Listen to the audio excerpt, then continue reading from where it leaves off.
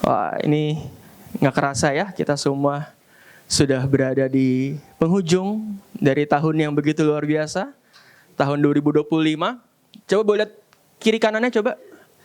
Wah, ini muka-muka yang belum liburan kayaknya nih ya.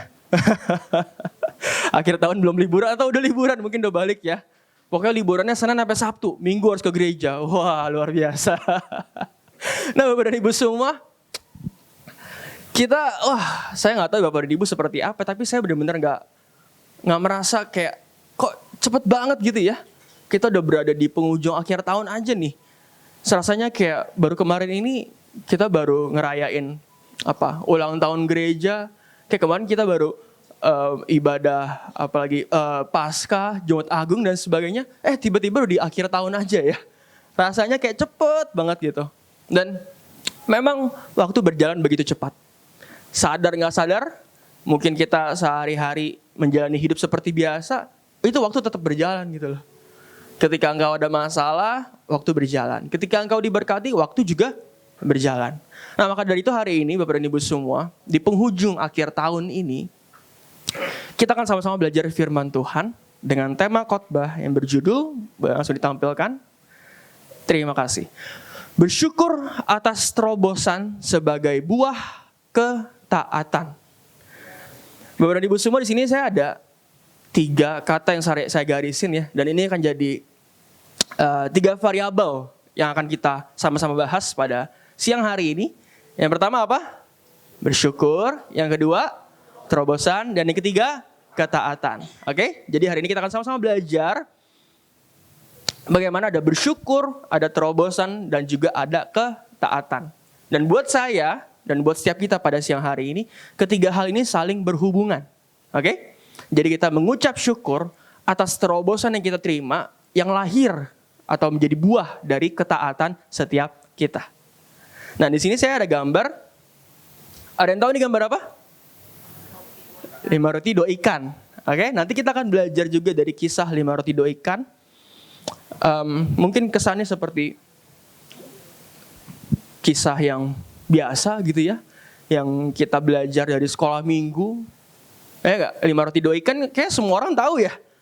Bahkan nggak orang Kristen pun juga tahu kisah mengenai 5 roti dan 2 ikan. Kisahnya kan sederhana sebenarnya ya. Kalau kita ingat-ingat, ya habis Tuhan Yesus berkhotbah, udah malam nggak ada makanan, tiba-tiba ada anak kecil bawa 5 roti 2 ikan, terus dilipat gandakan, semua kenyang, sisa 12 baku, beres gitu ya. Itu kan yang kita hafal seperti itu. Tapi actually, Bapak dan Ibu, faktanya banyak detail-detail kecil yang mungkin bisa kita terlewat. Dan saya sendiri pun juga terlewat gitu loh.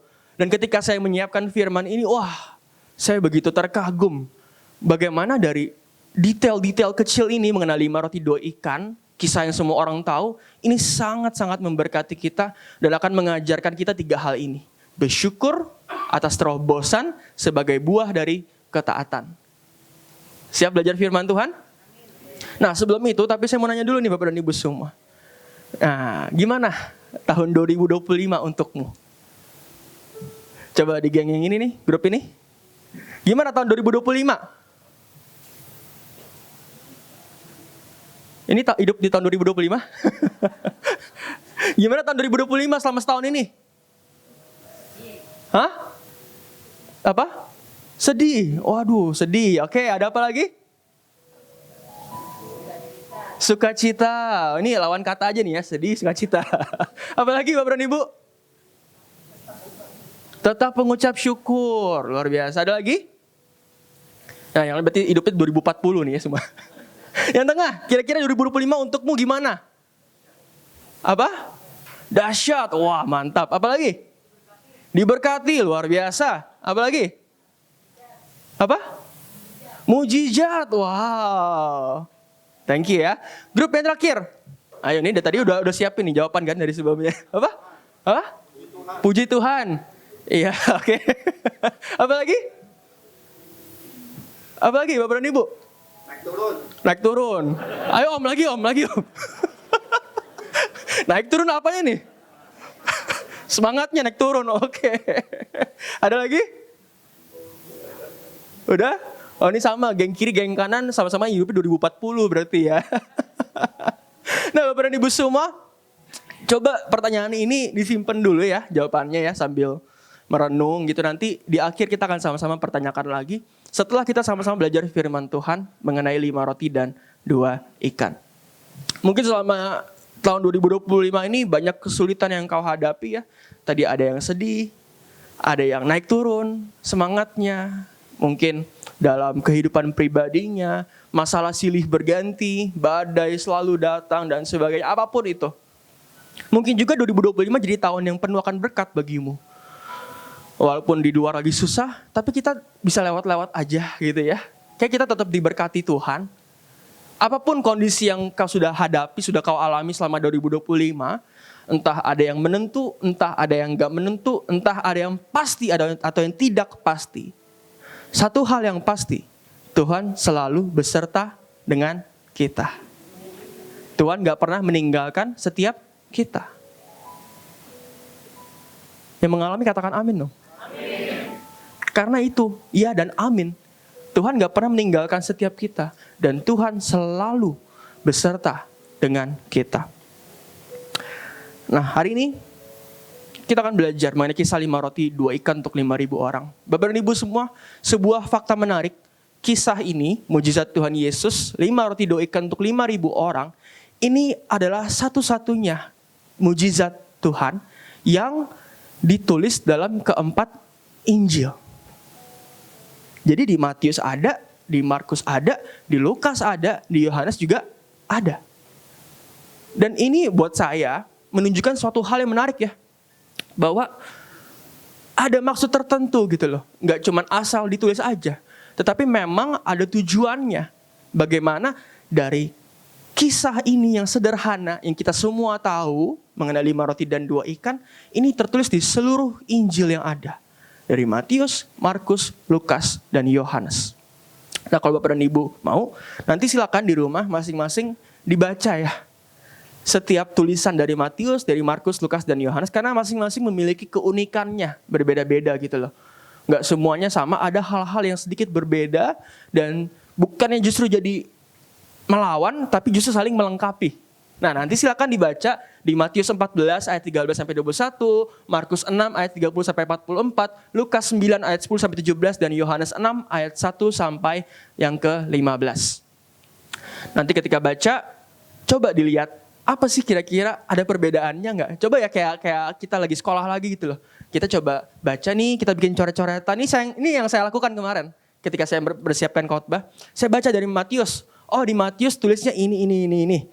Terus ketika ini begini. Di Markus begini. Lukas, Yohanes. Saya bikin coretan-coretan semua. Dan dari sana saya identifikasi perbedaannya. Dan dari sana saya gabungin sehingga jadi suatu cerita yang benar-benar utuh gitu loh. Nah, itu seru Bapak dan Ibu semua. Nanti coba dilakukan deh di rumah. Oke? Nah, kisah ini gak cuma berbicara mengenai 5 roti 2 ikan untuk 5.000 orang, mujizat multiplikasi gitu ya. Penggandaan bukan. Tetapi juga memiliki pesan-pesan teologis dan sekaligus menggambarkan karakter dari Tuhan kita, Tuhan Yesus. Jadi kisah ini sangat menarik Bapak dan Ibu sebenarnya. Walaupun sangat sederhana tapi sangat-sangat menarik. Oke?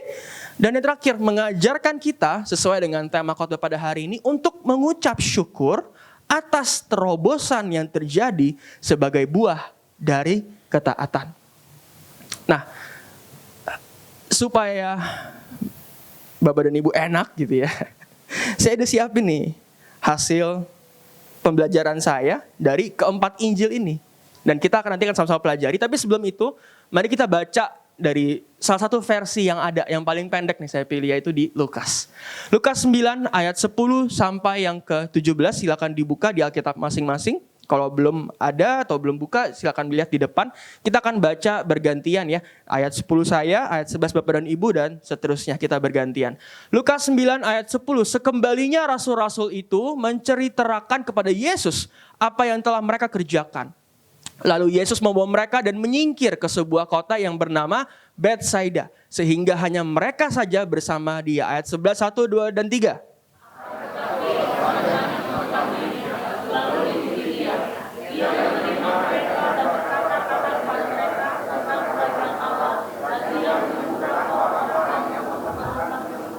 Pada waktu hari mulai malam, datanglah ke-12 muridnya kepadanya dan berkata, suruhlah orang banyak itu pergi, supaya mereka pergi ke desa-desa dan kampung-kampung sekitar ini untuk mencari tempat penginapan dan makanan. Karena di sini kita berada di tempat yang sunyi.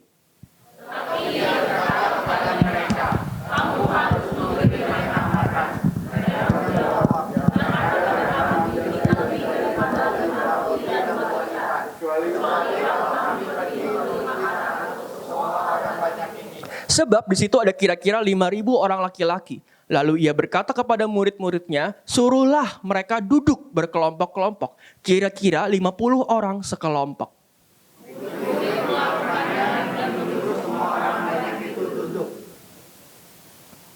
Dan setelah ia mengambil 5 roti dan 2 ikan itu, ia menengadah ke langit, mengucap berkat, lalu memecah-mecahkan roti itu dan memberikannya kepada murid-muridnya supaya dibagi-bagikannya kepada orang banyak.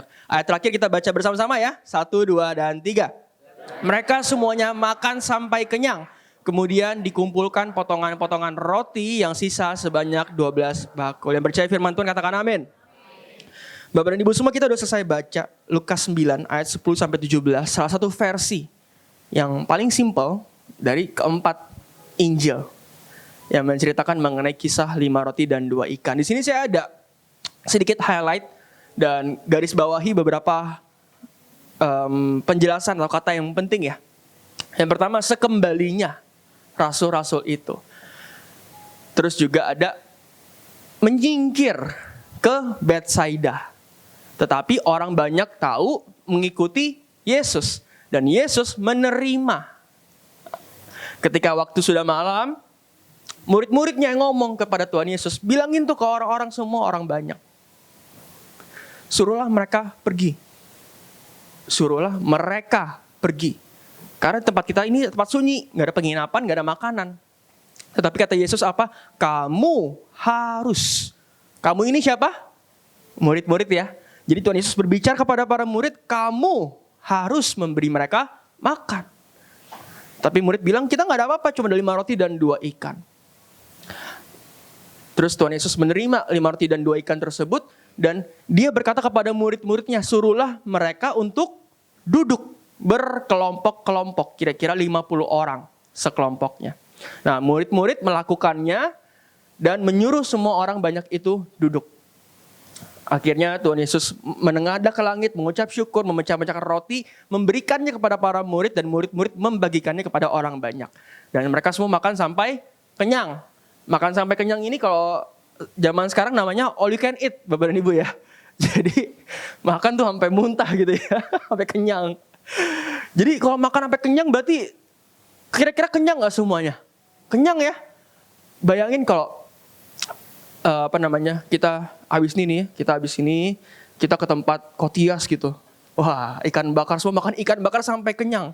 Kira-kira berapa ekor kok ikan kok? Ada nggak stok? Ada nggak? Ada ya? Oh, ntar boleh siapin ya. Siapin aja. Nah, Bapak dan Ibu, jadi makan sampai kenyang. Dan masih lebih 12 bakul. Oke? Perhatikan ya, beberapa kata-kata ini saya garis bawahi dan saya tebalkan. Dan kita akan sama-sama belajar nih. Dari keempat Injil, saya udah ambil kesimpulan beberapa poin yang saya pelajari dan ini akan saya bagikan. Yang pertama, sebelum terjadi mujizat 5 roti 2 ikan untuk 5.000 orang, para murid itu baru kembali setelah diutus Yesus untuk pelayanan. Oke? Jadi para murid ini tuh sebelum terjadi 5 roti 2 ikan ini, mereka baru pelayanan, baru perjalanan gitu loh. Kalau Bapak dan Ibu baca nanti, ada tuh perikop sebelumnya bagaimana mereka diutus berdua-dua untuk pelayanan, diberi kuasa oleh Tuhan Yesus dan mereka menyembuhkan, mereka mengusir setan. Nah, yang namanya habis pelayanan, kalau kelar pelayanan seharian gitu ya, pasti capek dong. Nah, para murid kembali dalam keadaan lelah. Bahkan kata Markus ditulis, mereka belum sempat makan. Bapak dan Ibu bayangin. Nih pelayanan kayak gini, jangan bilang gak capek loh. Oh capek. Capek udah pasti, lapar apalagi. Ya kan? Yang namanya pelayanan capek pasti capek karena ada energi yang harus dikeluarkan. Selain energi keluar berarti harus ada energi masuk dong. Energi manusia ya makanan. Kira-kira kalau zaman itu makanannya apa ya? Ada nggak ya? Babi kecap gitu ada nggak ya? Nasi campur itu ada nggak ya? Kayak belum ada ya. Nah, mereka kembali dalam keadaan lelah. Mereka capek. Bahkan makan aja belum sempat, kata Markus. Akhirnya Tuhan Yesus melihat para murid lelah. Para murid bahkan belum sempat makan. Akhirnya Tuhan Yesus mengajak mereka untuk pergi apa? Beristirahat. Dan mereka pergi dengan kapal. Tetapi orang banyak itu mengikuti dengan jalan darat. Bayangin ya, Tuhan Yesus dan murid-murid berangkat pakai kapal. Tetapi yang lain ikutin pakai jalan darat. Itu gimana caranya saya juga gak tahu tuh sebenarnya ya. Bisa kok tahu gitu loh, ke tujuan Tuhan Yesus ke Betsaida kan padahal lewatin laut. Zaman dulu kayaknya belum ada ya update live dari helikopter di atas gitu ya. Ini Tuhan Yesus lagi mengarah ke sini kan, kalau kita nonton TV, nonton film ada kayak gitu ya. Bagaimana dari atas tuh di update live tuh. Oh ini kesini, akhir ketahuan kemana. Kan zaman dulu kayaknya belum ada itu. Tapi mereka mengikuti. Berarti ada sebuah kerinduan. Ada sebuah rasa penasaran. Siapa sih Tuhan Yesus ini gitu loh. Apa sih mujizat yang bisa dia lakukan. Makanya diikuti. Walaupun pergi lewat kapal, diikuti lewat darat. Dan mereka pergi ke Betsaida atau ke seberang Danau Galilea.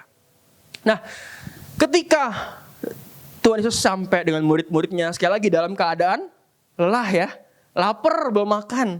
Lihat orang-orang banyak datang, kucuk, semua rame gitu ya. Bahkan sampai 5.000 orang, gak termasuk anak-anak dan perempuan. Tuhan Yesus bilang apa? Tuhan Yesus tergerak hatinya karena memiliki belas kasihan. Nah ini salah satu karakter dari Tuhan kita, Tuhan Yesus. Dia memiliki rasa belas kasihan. Oke, ini perlu kita pahami ya. Tuhan Yesus memiliki rasa belas kasihan. Belas kasihan bukan karena kasihan ya. Bukan karena orang-orang belum makan maka jadi kasihan, aduh kasihan. Bukan, beda ya. Belas kasihan. Itu dua hal yang berbeda. Oke, karena belas kasihan, Tuhan Yesus melihat mereka seperti domba yang gak ada gembala. Tuhan Yesus melihat mereka butuh yang namanya ajaran, butuh yang namanya didikan. Akhirnya Tuhan Yesus bilang apa? Tuhan Yesus menerima. Ini di Lukas ditulisnya. Kata aslinya apodexamenos. Artinya tuh bukan sekedar menerima aja. Kayak misalnya, kan kalau kita di sini di gereja kita ada asyir ya. Asyir gereja kita luar biasa gak Bapak dan Ibu? Luar biasa ya semua, ramah-ramah, luar biasa keren-keren. Itu kan menerima. Menerima supaya Bapak dan Ibu silakan naik, dianterin, dipencetin kartu liftnya dan sebagainya. Itu menerima. Tetapi Tuhan Yesus di sini menerimanya bukan seperti itu. Tetapi menerima sebagai tuan rumah. Jadi seperti kita mau datang ke rumah saudara, misalnya kan kemarin lagi Natal gitu ya. Kita datang ke rumahnya dan mereka menerima kita. Dan mereka menerima sebagai tuan rumah, yang punya rumah gitu ya. Kita datang ke rumah orang yang punya rumahnya menerima kita sebagai tuan rumah. Logis dong, ya kan? Nah, ketika mereka sudah menerima, Tuhan Yesus sudah menerima mereka, walaupun ingat dalam keadaan murid-muridnya lelah dan lapar. Akhirnya dia berkhotbah, mengajarkan, melakukan mujizat kesembuhan dan sebagainya. Udah mulai tuh datang malam hari. Murid-murid masih lapar tentunya. Kan gak tiba-tiba kenyang gitu ya. Kan belum sempat makan. Karena belum sempat makan aja orang-orang udah pada datang lagi. Gitu ya. Tapi Tuhan Yesus menerima. Nah, sebagai tuan rumah, maka sudah selayaknya menyiapkan makanan. Maka ditulis bahwa Yesus mengatakan para murid harus memberi makan. Makanya Tuhan Yesus bilang kepada murid, kamu yang harus memberi mereka makan. Karena kita adalah tuan rumah yang menerima orang-orang banyak datang.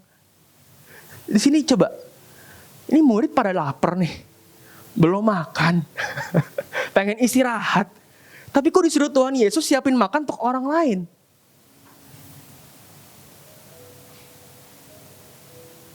Itu, faktanya seperti itu. Dan selanjutnya kita bilang apa? Filipus sebagai warga lokal Betsaida, Filipus orang Betsaida dan mereka lagi di Betsaida ya. Diuji oleh Tuhan Yesus di Yohanes 6 ayat 5 sampai 9 nanti Bapak dan Ibu silakan baca. Ditanyakan di mana kita bisa membeli roti. Filipus bilang apa? Guru, kita mau beli roti mau seharga 200 dinar pun juga nggak bakal cukup. 200 dinar tuh upah 200 hari kerja. Berarti setengah tahun kita kerja pun juga gak bakal cukup nih buat beliin roti. Dan ini tempat sunyi. Gak ada yang jual roti sebanyak itu. Kenapa Tuhan Yesus bertanya kepada Filipus? Karena Filipus adalah warga lokalnya Betsaida. Orang-orang Betsaida, dan mereka lagi di Betsaida gitu loh. Lalu datang Andreas. Andreas dengan iman percayanya, dia menyodorkan, nih ada anak kecil bawa 5 roti dan 2 ikan. Tapi ketika memberikan 5 roti dan 2 ikan, tawarin kepada Tuhan Yesus, dia juga sambil bertanya, tapi buat apa ini manfaatnya? 5 roti 2 ikan untuk sekian banyak orang. Jadi kita bisa lihat Andreas tuh, ya dia menawarkan dengan iman percaya, tetapi disertai dengan pertanyaan kepada Tuhan Yesus. Nah akhirnya Yesus menerima 5 roti dan 2 ikan itu, dan menyuruh seluruh orang banyak untuk duduk. Di Markus dan Lukas disuruh duduk secara berkelompok. Dan mereka semua duduk. Sekarang saya mau tanya Bapak dan Ibu semua. Murid lapar. Oke? Orang-orang banyak juga pasti lapar juga. Ini kayak kita nih sekarang dengerin saya khotbah.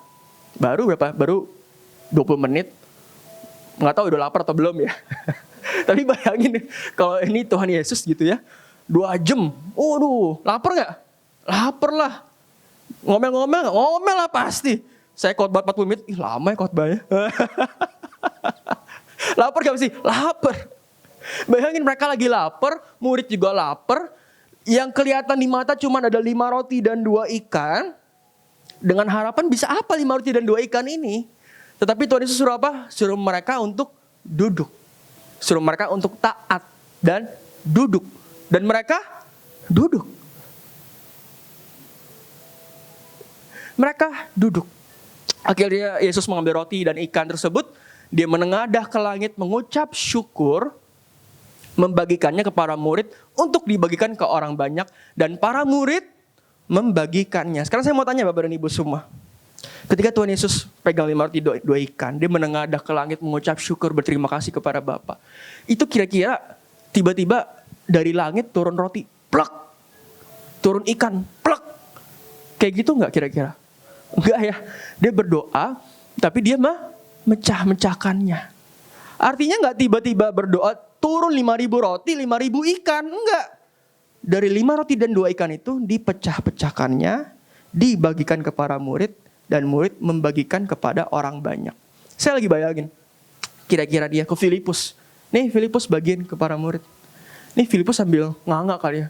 Kok gak habis-habis nih 5 roti 2 ikan tadi gitu ya. Dia ngomong ke Petrus, terus roti lu habis gak? Masih banyak gue juga. Petrus ngomong ke Andreas, roti lu masih banyak gak? Masih banyak, gak habis-habis nih. Dibagiin kepada orang-orang banyak. Dan itu 12 murid, mereka membagikan roti kepada 5.000 orang. Roti ikannya gak tiba-tiba jatuh dari langit, brok. Langsung kebagi semua. Enggak. Tetapi Tuhan Yesus berdoa, memecah-mecahkannya, membagikannya kepada para murid untuk dibagikan ke orang banyak. Jadi gak tiba-tiba muncul. Ini luar biasa loh Bapak dan Ibu semua ya. Kalau kita benar-benar kita bayangin, ketika kita mungkin jadi salah satu jemaat dari 5.000 orang, kita bayangin tuh gimana caranya gitu ya. Dari 5 roti 2 ikan dipecah-pecah kok gak habis-habis. Dibagiin kok gak habis-habis. Bahkan makan sampai pada kenyang semua gitu loh. Dan pada akhirnya gimana? Dari 5 roti 2 ikan terjadi mujizat multiplikasi. Sehingga 5.000 orang laki-laki gak termasuk wanita dan anak-anak. Mereka makan sampai kenyang. Dan lebih 12 bakul. Dan kalau di Yohanes, orang-orang banyak mengatakan bahwa Yesus adalah nabi. Nah, Bapak dan Ibu semua, ini kesimpulannya dari kisah 5 roti dan 2 ikan. Saya ketika merenungkan kisah ini, saya takjub. Saya pribadi takjub. Melihat, wow, ternyata banyak ya pesan-pesan yang mungkin kita terlewat. Dan ketika kita menempatkan diri di posisi ketika kisah itu terjadi, saya malah merinding sendiri gitu loh. Saya malah bayangin gimana caranya ya kalau Tuhan kita gak berkuasa. Gimana caranya kalau Tuhan kita nggak hebat bisa seperti itu? Secara manusia ini sangat tidak masuk akal. Sangat di luar logika. Gimana caranya 5 roti dan 2 ikan untuk 5.000 orang? Tetapi kita lihat bagaimana detail-detail demi detail yang kita pelajari sama-sama. Dan ini semua jadi saling memperlengkapi dan membuat satu cerita yang utuh gitu loh. Dan kisah ini benar-benar terjadi Bapak dan Ibu semua. Bukan dongeng ya. Ini benar-benar terjadi. Dan sekarang saya mau tanya gini. Yang menerima mujizat sebenarnya murid-murid atau orang banyak? Kalau kita udah baca nih ya, kita udah belajar sama-sama. Coba menurut Bapak dan Ibu, yang sebenarnya menerima mujizat itu para murid atau orang banyak? Para murid. Para murid, benar. Orang banyak juga menerima, tetapi yang terutama para murid. Kenapa? Kita ingat kondisi mereka baru capek banget, belum makan. Belum makan disuruh siapin makan. Bahkan mereka mempertanyakan, Tuhan Yesus maksudnya apa? 5 roti 2 ikan buat apa? Bisa apa? Manfaatnya apa? Tetapi dari sana, ketika mereka membagikannya kepada orang banyak, ketika mereka melakukan apa yang Tuhan Yesus suruh, wah, saya yakin iman mereka bertambah tuh. Saya yakin mereka yang mengalami mujizat pertama-tama. Baru setelah itu orang-orang banyak menerima makanan roti dan ikan. Ya enggak? Murid-murid di sini berperan dengan ketaatan mereka yang menghasilkan terobosan. Dan hari ini kita akan belajar, ada 3 poin dari kisah yang begitu luar biasa ini untuk kita sama-sama pelajari. Yang pertama, ketaatan yang benar. Yang pertama, tetap taat walaupun dalam kondisi lelah dan tidak nyaman. Ingat ya, murid-murid dalam keadaan lelah, murid-murid belum makan, udah capek tapi mesti pelayanan lagi. Ini gak enak loh. Ini bukan suatu kondisi yang nyaman loh. Lagi capek disuruh pelayanan lagi. Capek. Tetapi ketika Tuhan Yesus suruh apa? Suruh mereka duduk. Murid-murid melakukannya. Bagiin roti. Mereka bagiin. Mereka tetap taat. Tetap taat walaupun keadaan tidak mendukung. Walaupun cuma 5 roti dan 2 ikan yang Tuhan Yesus menengadah dan mengucap syukur dan dipotong-potong, mereka tetap bagiin. Dan tanpa mereka sadari, yang mereka bagiin gak habis-habis tuh. Semua orang makan sampai kenyang. Lagi-lagi ada ketaatan. Walaupun keadaan tidak mendukung. Dan juga tetap taat walaupun tidak melihat jalan keluar. Coba sekarang, ini contoh doang ya Bapak dan Ibu ya. Ini Bapak dan Ibu seperti 5.000 orang tadi gitu. Ini saya misalnya Tuhan, misalnya. Kamu semua duduk. Kira-kira duduk gak? Duduk. Percaya ya. Saya yang bilang nih, 5 roti 2 ikan nih. Ini bisa buat kalian semua nih. Belum tentu mau duduk. Gimana caranya 5 roti 2 ikan buat kita semua Pak? Gitu ya. Tetapi karena tahu, ini Tuhan Yesus yang ngomong, 5 roti dan 2 ikan, kamu semua duduk. Semua duduk. Walaupun yang di depan juga 5 roti 2 ikan tetap. Tapi ada suatu ketaatan. Walaupun nggak melihat jalan keluar, walaupun nggak melihat tiba-tiba di belakang Tuhan Yesus tuh rotinya langsung segunung.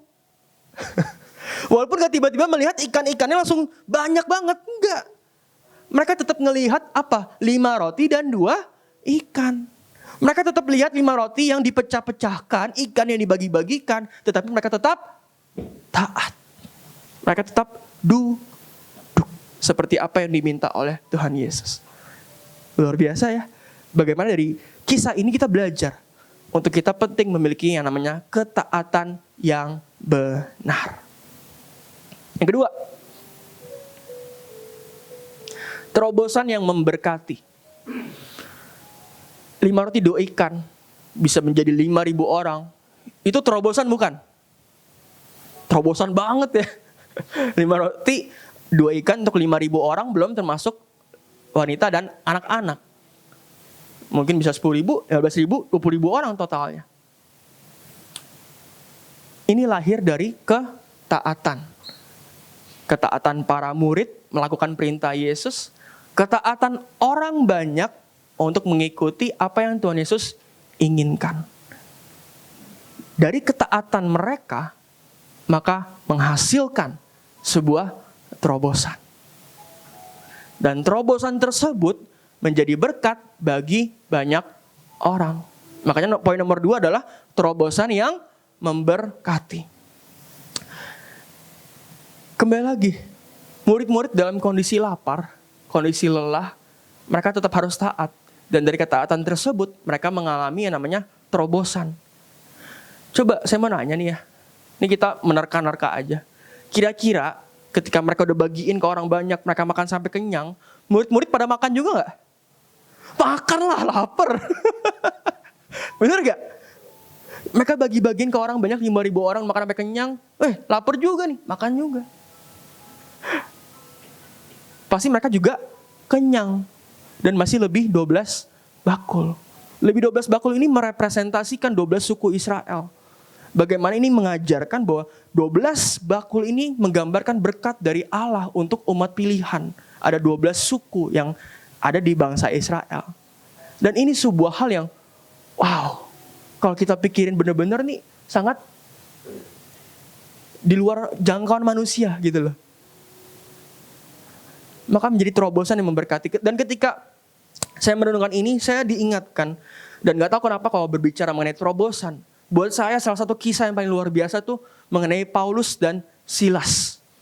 Di Kisah Rasul 16 ayat 19 sampai 40. Kan kita tahu ceritanya ya. Paulus dan Silas di Filipi, mereka ada salah satu perempuan yang memiliki roh tenung dan sebagainya. Akhirnya diusir roh jahat tersebut. Dan banyak orang yang gak suka, akhirnya mereka dipenjarakan. Di penjara, mereka didera, mereka disiksa dan sebagainya. Tetapi mereka tetap memuji Tuhan.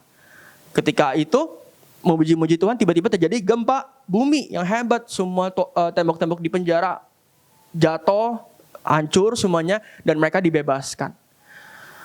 Kepala penjara yang udah dipesenin, jaga baik-baik ya. Jangan sampai hilang nih 2 orang ini nih, Paulus dan Silas. Ngelihat itu, kepala penjaranya mau bunuh diri. Bapak Ibu nanti coba baca di rumah ya. Kepala penjara mau bunuh diri, tetapi Paulus dan Silas bilang jangan. Dan akhirnya kepala penjara tersebut diinjili, ya kan? Dan kita lihat apa? Pada jam itu juga kepala penjara itu membawa mereka dan membasuh bilur mereka. Seketika itu juga ia dan keluarganya memberi diri dibaptis. Setelah kepala penjara yang tadinya mau bunuh diri, yang tadinya kaget kok bisa tiba-tiba seperti ini. Ini tahanan penting kok bisa tiba-tiba bebas. Tiba-tiba ada gempa bumi, temboknya hancur semuanya. Padahal Paulus dan Silas ditempatin di paling tengah. Yang paling diliatin dari semua sisi. Kok bisa tiba-tiba seperti ini? Ini gimana pekerjaanku? Ini gimana tanggung jawabku? Dia mau bunuh diri. Tetapi Paulus dan Silas menghampiri dia, menginjil dengan firman Tuhan dan bilang jangan. Dan dari sana kepala penjara ini membawa Paulus dan Silas ke rumah dan membaptis kepala penjara dan seisi keluarganya. Dan kita lihat apa? Lalu ia membawa mereka ke rumahnya dan menghidangkan makanan kepada mereka. Dan ia sangat bergembira bahwa ia dan seisi rumahnya telah menjadi percaya kepada Allah. Bapak dan Ibu, ini suatu keadaan yang berubahnya cepat banget. Yang tadinya mau bunuh diri, bayangin. Tiba-tiba jadi sangat bergembira. Dan itulah kuasa Tuhan kita. Amin. Itu kuasa Tuhan kita. Apa yang tadi keadaannya seperti, ini udah gak ada jalan keluar. Tetapi Tuhan mengubah menjadi kegembiraan. Dan ini terjadi dalam hidup kepala penjara tersebut. Makanya tadi poin nomor 2 apa? Terobosan yang memberkati. Artinya segala terobosan yang kita alami dalam kehidupan kita, itu harus bisa menjadi berkat bagi orang-orang sekitar kita. Terobosan yang lahir dari ketaatan. Dan ternyata ini sebuah pola atau pattern cara Allah bekerja. Kita lihat ya. Dari Sadrak, Mesak, Abednego, mereka tetap taat, mereka gak mau menyembah patung. Ketika mereka tetap taat kepada Tuhan, mereka harus masuk ke perapian, tetapi mereka mengalami terobosan. Mereka gak sedikit pun terbakar. Ketaatan Yusuf walaupun dijual, diperbudak, dipenjara, dia tetap taat sama Tuhan. Dan hidupnya mengalami terobosan yang luar biasa. Naaman, seorang panglima, disuruh celupin diri 7 kali. Dia taat. Dan ketika dia berdiri, ketika ke-7 kali tersebut, mengalami terobosan, dia sembuh.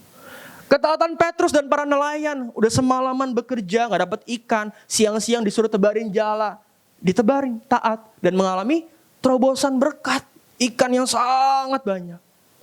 Ketaatan Daniel, disuruh berdoa kepada raja, gak mau, berdoa sama Tuhan, tetap taat 3 kali sehari. Masukin ke goa singa, masuk. Tetapi dalam ketaatan dia juga mengalami yang namanya terobosan. Gak dimakan sedikit pun, gak disentuh sedikit pun. Ketaatan seorang janda di zaman Nabi Elisa, disuruh ambil bejana, isi pakai air. Ketika dituang, karena dia taat, dia ambil bejana, dia isi air. Ketika dituang jadi minyak. Ketaatan Musa, ketika lihat di depan ini laut teberawa, laut merah yang sebegitu besar, gak ada jalan keluar. Tuhan suruh apa? Angkat tongkatmu. Musa taat, angkat tongkatnya. Dan terjadi terobosan. Laut terbelah. Dan ini jadi sebuah pola, jadi sebuah pattern. Bagaimana cara kerja Allah. Membutuhkan ketaatan. Ketaatan yang melahirkan, yang membuahkan terobosan. Dan terobosan tersebut memberkati. Wow. Luar biasa ya Tuhan kita ya. Amin. Dari sini kita akan masuk ke poin yang terakhir. Ucapan syukur yang nyata dalam tindakan. Poin ketiga. Yesus menengadah dan mengucap syukur dengan apa yang tersedia. Walaupun cuma 5 roti dan 2 ikan, Tuhan Yesus tetap mengucap syukur. Sekarang saya mau tanya. 5 roti 2 ikan untuk 5.000 orang. Kalau saat itu ada 5 juta orang, bisa gak 5 roti 2 ikan? Bisa juga. Maka dengan apa yang kau punya saat ini, mengucap syukurlah kepada Tuhan. Percaya bahwa semua itu merupakan hasil terobosan yang kita terima melalui ketaatan kita kepada Allah. Dan orang banyak, 5.000 orang tersebut, gak termasuk wanita dan anak-anak, mereka memuji Yesus. Mereka mengaku Yesus sebagai Nabi. Maka poin ketiga, ucapan syukur yang nyata dalam tindakan. Sama seperti apa yang saya sampaikan tahun lalu di ibadah penutupan akhir tahun 2024, mengucap syukur adalah pilihan, bukan karena keadaan. Tapi tahun ini saya tambahin, dan harus nyata dalam tindakan ke dalam maupun ke luar. Tindakan kita mengucap syukur ke dalam, kita memuji menyembah Allah kita. Kita membaca merenungkan firman Tuhan. Kita saat teduh kita berdoa kepada Allah kita. Kita bilang, Tuhan thank you. Tuhan aku mengucap syukur untuk kebaikan-Mu. Itu kan mengucap syukur ke dalam.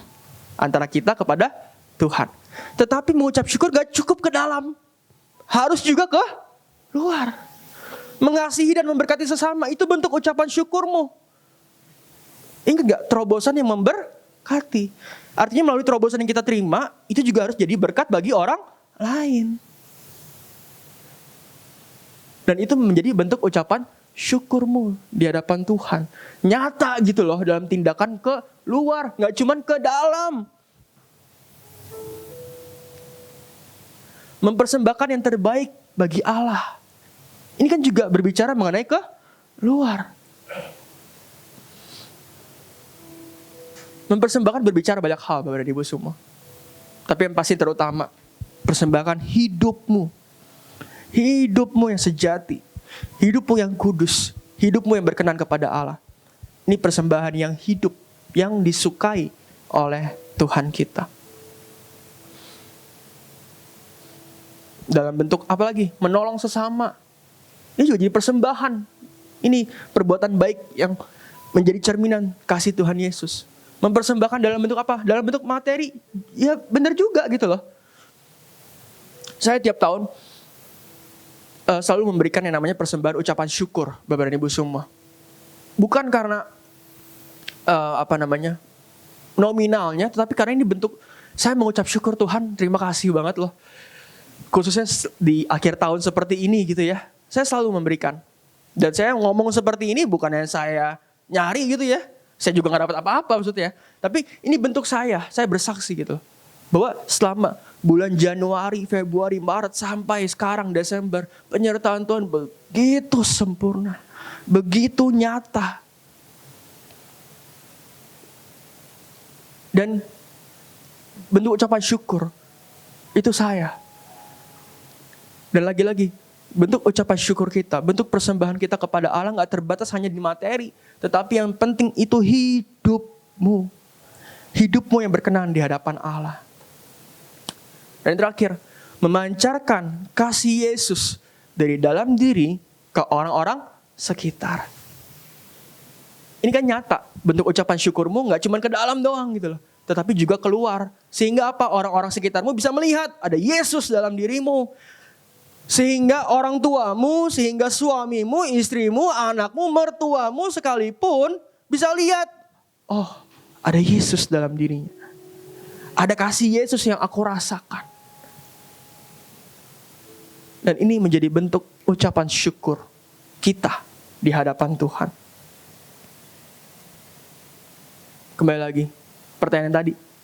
Jadi gimana, Bapak dan Ibu semua, tahun 2025 untukmu? Bukankah penyertaannya begitu sempurna? Bukankah dia begitu setia dengan setiap kita? Dan sudahkah engkau mengucap syukur akan setiap terobosan yang kita terima melalui ketaatan kita kepada Tuhan?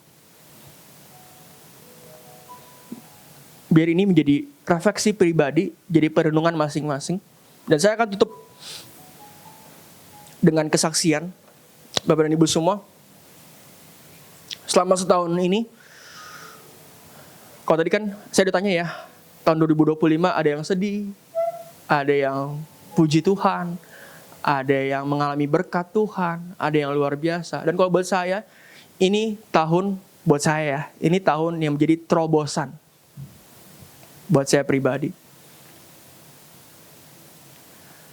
Terobosan ini gak selalu berbicara mengenai hal-hal yang baik menurut kita. Karena saya pun juga mengalami kegagalan. Saya juga mengalami penolakan. Saya juga mengalami kok ditinggalin dalam pelayanan.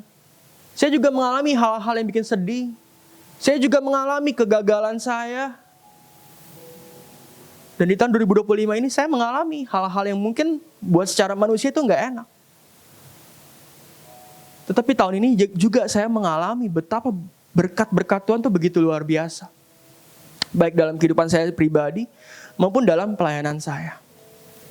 Dalam kehidupan saya pribadi, puji Tuhan kuliah saya lancar sejauh ini. Kemarin ini saya baru menyelesaikan semester 3, baru selesai proposal tesis, yaitu langkah pertama. Jujur semester ini sangat sulit buat saya. Di tengah-tengah persiapan Natal, ada ini, itu, harus siapin tesis dan sebagainya. Saya merasa, gimana ini ya?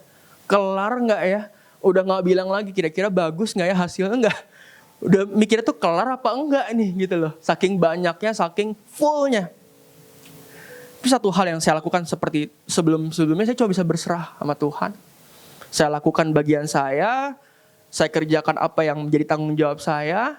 Dan kemarin ini baru lihat hasil nilainya Bapak dan Ibu semua. Ini semua karena kemurahan dan kebaikan Tuhan. Masih ada satu nilai yang belum keluar, tapi dari beberapa nilai yang udah keluar termasuk dari proposal tesis saya mendapat nilai semua sempurna. Ini bukan karena saya Bapak dan Ibu semua. Gimana mau karena saya? Saya aja mikir bukan bagus apa enggak lagi, mikirnya selesai enggak ya? Beberapa kali share sama Kotias, Koryo, Kak Oscar. Waduh, gue lagi pusing banget nih, lu Natal urusin dulu ya. Sampai beberapa kali waktu itu sama Kak Oscar, Kak aku gak datang gereja dulu Kak. Ini lagi pusing banget nih, izin sama papi. Aku seminggu gak datang gereja dulu ya, lagi sibuk urusin ini itu semua. Dan selalu tiap kali bekerja, Tuhan tolong, Roh Kudus tolong. Dan ternyata hasil Tuhan siapin yang terbaik buat saya. Dalam berkat-berkat Tuhan saya juga mengalami banyak sekali kebaikan-kebaikan Tuhan, dan saya yakin juga Bapak dan Ibu juga mengalami hal yang sama. Tahun ini saya dapat keluarga baru, ada koko baru, ada adik-adik baru juga, ya ada Gucci. Saya mengalami banyak berkat-berkat Tuhan. Saya dari kecil tuh suka anjing sebenarnya. Ada tuh foto, saya kok kecil, pas kecil ya, foto saya gak pernah senyum. Satu foto saya senyum ketika lagi pegang anjing. Dan tiba-tiba tahun ini diberkati Tuhan. Dikasih seekor anjing, bahkan gak seekor, 2 sekarang. Jadi kehidupan saya pribadi pun saya juga mengalami berkat Tuhan. Begitupun dalam pelayanan, saya mengalami banyak terobosan dalam pelayanan saya tahun ini. Dari khotbah di luar gereja, khotbah di rumah duka, sampai khotbah di kuburan. Ini pengalaman yang pertama yang jadi terobosan buat saya pribadi gitu loh. Kemarin bulan Juni kita adain retret youth. Ya, anak-anak youth ini kan udah suatu kerinduan buat saya. Kita bisa menjalani dengan sangat berhasil, sukses. Walaupun ini sekarang udah mulai melempem, harus digembleng lagi ya anak-anak youthnya ya. Tapi mengalami terobosan buat saya secara pribadi gitu loh. Kemarin Natal bisa bikin film seperti itu. Ini kan kalau ngadalin kekuatan sendiri gak mungkin bisa gitu loh. Tapi ini terobosan yang Tuhan berikan untuk saya. Dan juga Bible reading. Tahun ini kita selesai perjanjian baru. Kemarin minggu lalu kita baru selesai kitab Mazmur. Wow, udah 15 bulan kita jalani setiap hari. Kalau bukan karena Tuhan, gimana caranya semua ini bisa saya jalani sendiri? Gak bisa. Tapi lewat tadi firman Tuhan, apa yang saya lakukan? Saya cuman taat. Saya cuma taat Tuhan walaupun saya gak lihat jalan keluar, walaupun saya belum melihat nilai-nilai yang bagus, walaupun saya belum melihat terobosan-terobosan yang Tuhan akan lakukan, tetapi saya tetap taat. Apa yang Tuhan mau saya lakukan. Apa yang Tuhan kehendaki saya ikuti. Dan saya lihat sendiri terobosan demi terobosan yang dihasilkan menjadi buah dari ketaatan saya. Dan saya mengucap syukur akan hal itu. Makanya saya saksikan di sini untuk Bapak dan Ibu semua. Come on, mengucap syukur akan tahun ini. Terobosan yang kau alami entah itu baik atau enggak menurut pandanganmu, tapi itu pasti baik menurut Tuhan. Itu semua lahir dari ketaatanmu, ketaatan yang benar. Dan ini pun juga menjadi bekal untuk kita menjalani kehidupan kita di tahun yang baru sebentar lagi, di tahun 2026. Maka bagaimana kira-kira tahun 2026, Bapak dan Ibu semua? Gimana kira-kira hidupmu nanti di tahun 2026? Apakah mungkin udah ada rencana-rencana? Apakah mungkin udah ada poin-poin yang mau dicapai, target-target yang ada? Silakan miliki situ semua. Tetapi satu, jalani dengan ketaatan kepada Tuhan. Karena dari sana engkau akan mengalami terobosan-terobosan. Dan terobosan tersebut harus menjadi berkat bagi orang sekitar kita. Dan jangan lupa untuk mengucap syukur yang nyata dalam tindakanmu sehari-hari, baik ke dalam maupun ke luar. I don't know what the future holds, but I know Him who holds my future.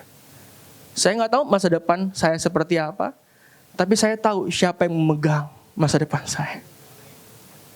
Dan ini nggak cuma saya, tetapi setiap kita. Di luar sana orang bilang 2026 nggak semakin membaik, betul. Tetapi dari 2 tahun 1900 berapapun dari engkau lahir sampai sekarang, tetap ada Tuhan yang memegang engkau. Tetap ada Tuhan yang menjaga masa depanmu. Tetap ada Tuhan yang setia menunggumu.